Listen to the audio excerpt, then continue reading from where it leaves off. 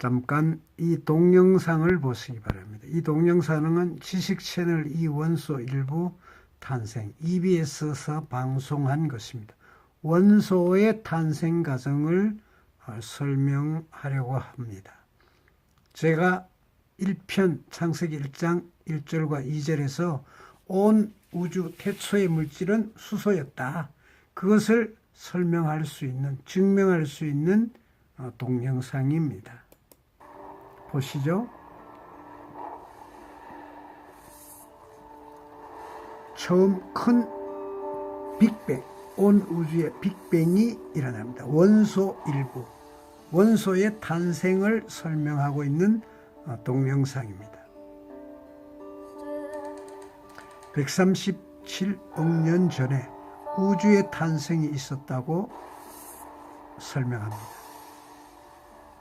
1초 이내에 큰 폭발이 일어나고 1초 이내에 전자와 중성자, 양성자가 탄생했다고 설명하고 있습니다. 3분이 되자 헬륨 원자핵이 탄생했다고 합니다. 38만 년 후에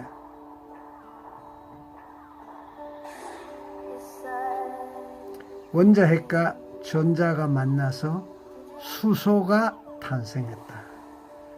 수소 원소가 탄생하고 난 다음에 헬륨이 탄생하고, 그리고 이후 수억 년 동안 오직 두 가지 원소만 존재했던 고독하고 단순한 우주라고 설명합니다. 그러나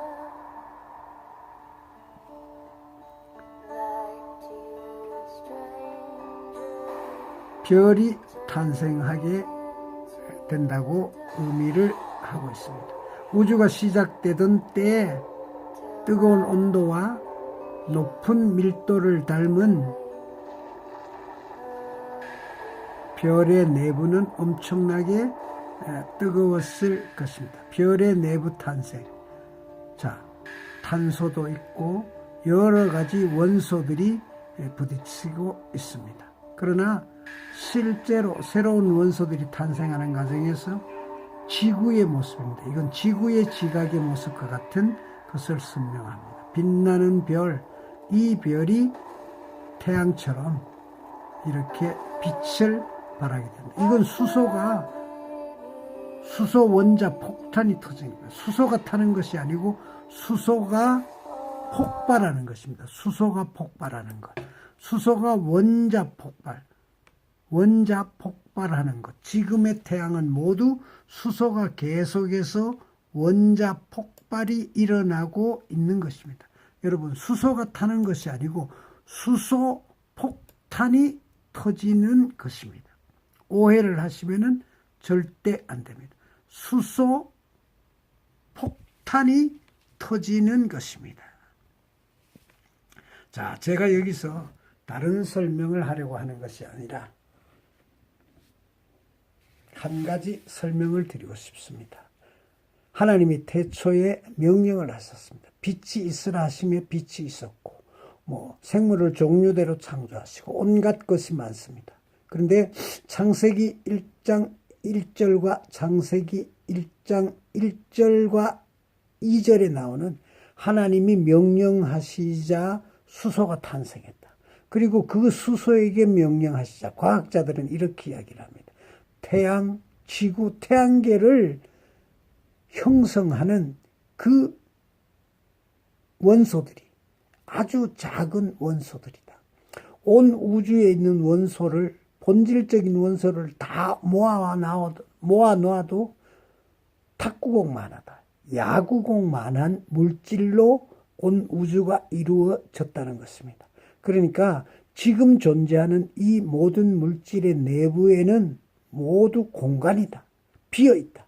다만 그 비어있는 것을 에너지가, 하나님의 에너지가 지탱하고 있다. 전기력으로 지탱하고 있다. 진동력으로 지탱하고 있다는 것입니다. 하나님의 능력이 빠져버리면은 모든 태양, 지구, 별, 우주는 그 즉시로 소멸하고 마는 것입니다. 물질이 엄청나게 존재하고 물질이 엄청나게 하는 것이 아니라 하나님의 명령에 의한 전기력으로 움직일 뿐이지, 진동 에너지로 존재할 뿐이지, 그 하나님께서 에너지를 빼버리면 텅 빈 공간이 되고 모든 우주는 순식간에 사라져 버린다는 것입니다. 암흑물질과 암흑 에너지에 하나님께서 빛을 주시고 성령으로 에너지를 주셔서 모든 별이 탄생하고 우주가 탄생하고, 그리고 또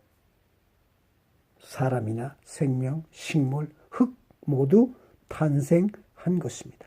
우리가 생각할 때 사람과 동물과 식물은 많이 틀립니다.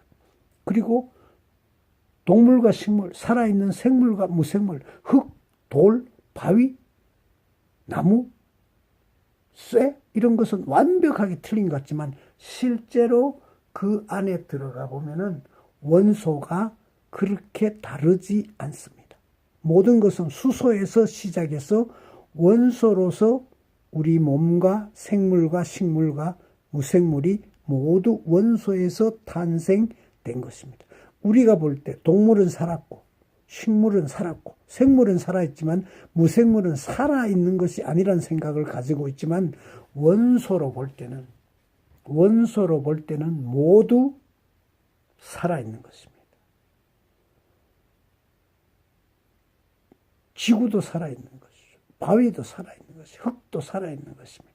하나님의 운동 에너지에 의하면은 동물이든 식물이든 무생물이든 고체든 액체든 기체든 모두 원소의 운동으로 살아있어야만이, 에너지가 있어야만이 존재할 수 있는 것입니다. 하나님의 에너지가 없으면 존재하지 못합니다. 그러므로 모든 것은 원소라고 보아야 합니다. 사람도 원소의 집합체입니다. 사람은 세포가 보통 사람은 세포가 60쪽에 있습니다. 그 세포 60쪽의 세포가 있는 그 하나의 원소는 100쪽에가 들어있습니다. 코끼리의 세포나 사람의 세포나 개미의 세포나 곤충의 세포나 동물의 세포는 모두 다 동일합니다. 다만 체적, 크기와 숫자가 구성하는, 개미는 세포수가 작을 것이고 코끼리는 세포가 많을 것입니다. 동물의 세포는 모두 동일한 성분을 가지고 있습니다. 식물의 세포와 동물의 세포는 조금 다른 구조를 가지고 있습니다. 인터넷에 동물 세포, 식물 세포를 검색해 보시기 바랍니다.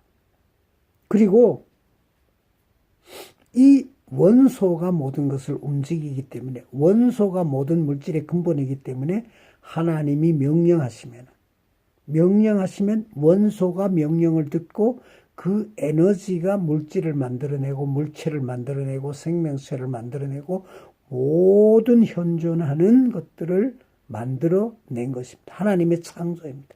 그러면은 모든 원소가 암흑 에너지 하나마다 하나님의 명령이 들어가 있습니다. 여러분, 사람은 얼굴이 다 다릅니다. 지구상에 있는 73억 명의 얼굴이 모두 다릅니다.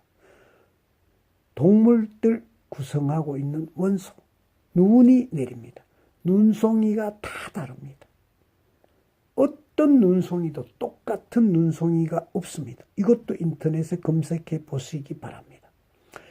사람에게 얼굴만 다른 것이 아니라 그 사람의 정맥, 지문, 음성, 그리고 눈의 홍채 다 다릅니다. 이것은 왜냐하면 하나님의 심판대 앞에 가서 섰을 때 각자에게 핑계치 못하도록 심판을 하시는 하나님의 심판을 받아들이도록 하기 위해서 얼굴도 다르고 목소리도 다르고 지문도 다르고 정맥도 다르고 눈의 홍채도 다른 것입니다.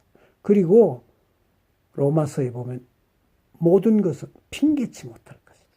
온 세상에 존재하는 것들로 인해서 사람은 하나님이 안 계셨다, 하나님이 있는 줄 몰랐다고 핑계치 못하리라고 바울 사도는 기록하고 있습니다. 그러면은 이 온 우주에 사람에게만 하나님의 영이 있느냐? 사람에게만 하나님의 명령이 있느냐? 아닙니다. 원소에게 하나님이 명령하신 것입니다. 눈의 원소, 세포의 원소. 너는 어떤 것을 알아? 너는 어떤 것을 알아? 너는 어떤 물질을 구성해라? 어디 가서 해라? 하나님의 명령에 따라서 온 세상의 모든 세포와 온 세상의 모든 원소가 움직이는 것입니다. 이것이 가장 중요한 하나님의 섭리요, 하나님의 말씀인 것입니다.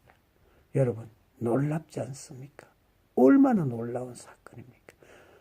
온 세상의 원소에게 명령하시는 하나님. 창세기 1장 1절에 암흑물질과 암흑에너지에게 하나님이 나타나셔서 빛으로 임하시자, 성령으로 임하시자 그것들이 진동하면서